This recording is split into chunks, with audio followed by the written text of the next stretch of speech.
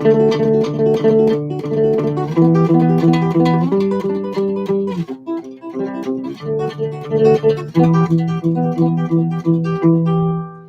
YouTube, Joe Walker here at Def Digits Guitar Lessons, and I'm doing a lesson right now for my student Caroline, who I thought might be interested in learning spread voicings. These are also called open voicings.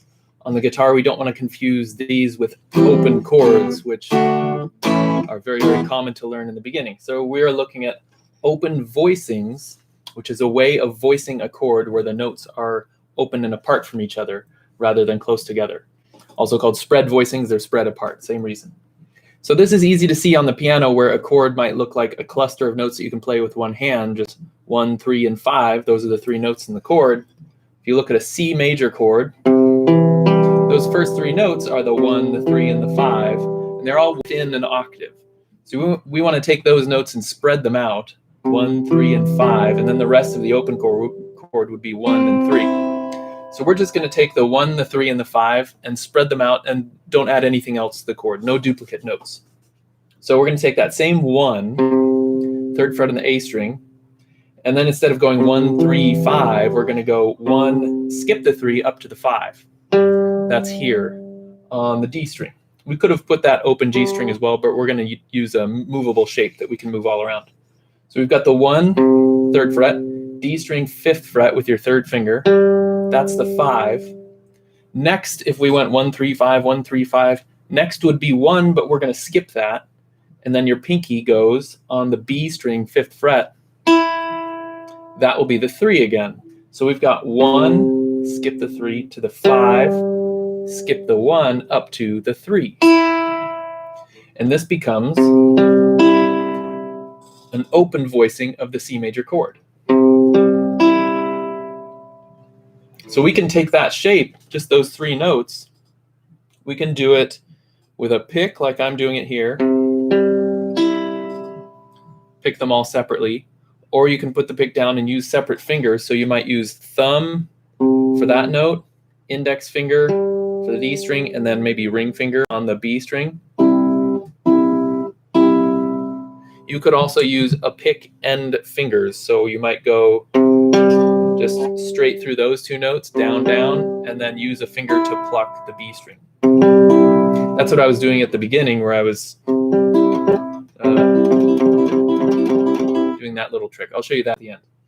So let's go right now.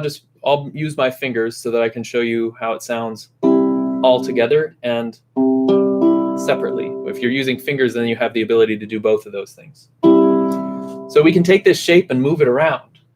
We can go from the 3rd fret, that's our root on the 3rd fret, move it up to, say, the 5th fret. Now you're getting 5th fret on the A string, 7th fret on the D string, no G string, and 7th fret with your pinky on the B string. We can take this and we can move it wherever we want to.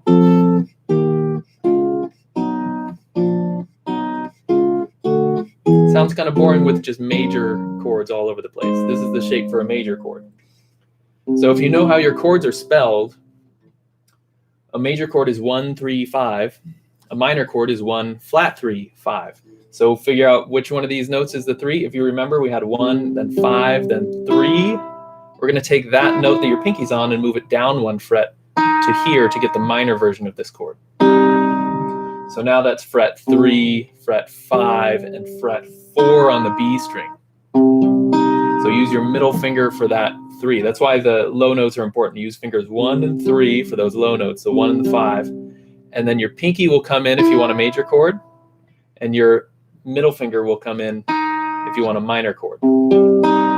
So now we can just mix this up willy-nilly, just move it all around. Minor chord here, major chord there, minor chord here, major chord there. Still sounds like a bunch of noise if you're not putting those chords all into the same key. So I'm going to give you one way to do this, just a cycle of 4 chords that sound pretty cool that can also be duplicated with open chords. So we've got C right here, that's root at the 3rd fret. Then move it up to D major, that's root at the 5th fret. Keep your pinky on for the major sound. Then move it up 2 more frets to the 7th fret, make it a minor chord here. This is E E minor, because that root is E, and then we have the shape of the minor on top. 1, 5, and flat 3. And then let's put one more chord on, go to 10th fret with your root, make it a major. This is a G major. That root is a G, and then the shape on top is the major shape. So again, that's C major at the 3rd fret, major shape. 5th fret, major, that's D major. 7th fret, minor, that's E minor. And 10th fret, major.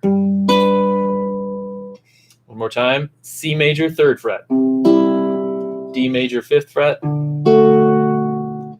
E minor, 7th fret.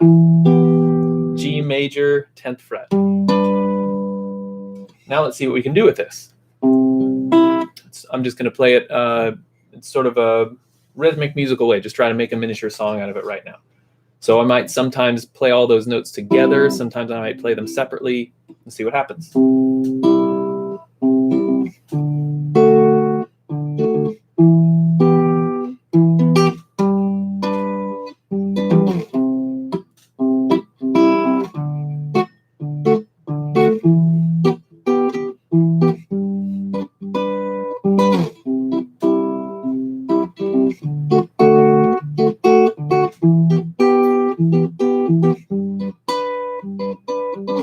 So I just did a bunch of different things with my right hand, following those same 4 chords over and over.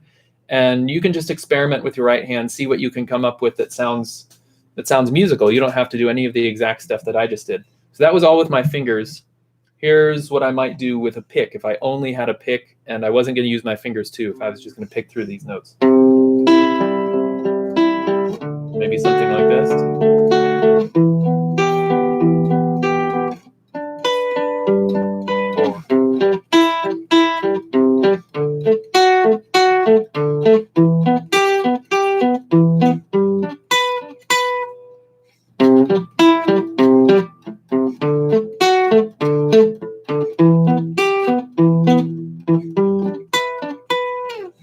You can separate all the notes out, you can play them all together, or my favorite is that little trick I did at the beginning. I'll show you that now and then we'll wrap up.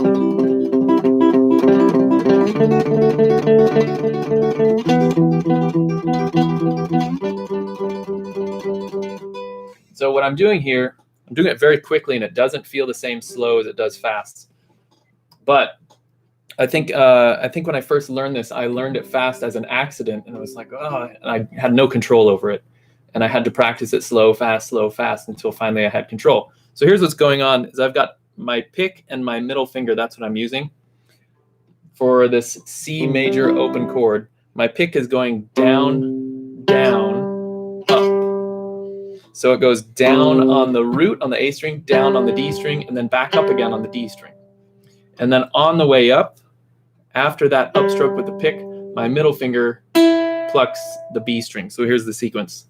Down, down, up, pluck. Down, down, up, pluck.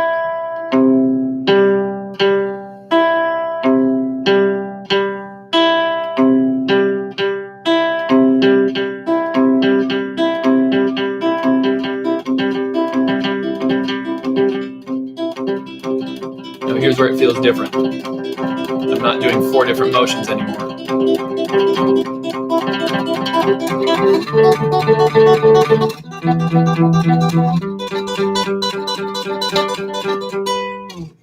So that took me a long time to get that under control. But again, do it slowly. If you only do it slowly, you won't really feel what it's supposed to feel like.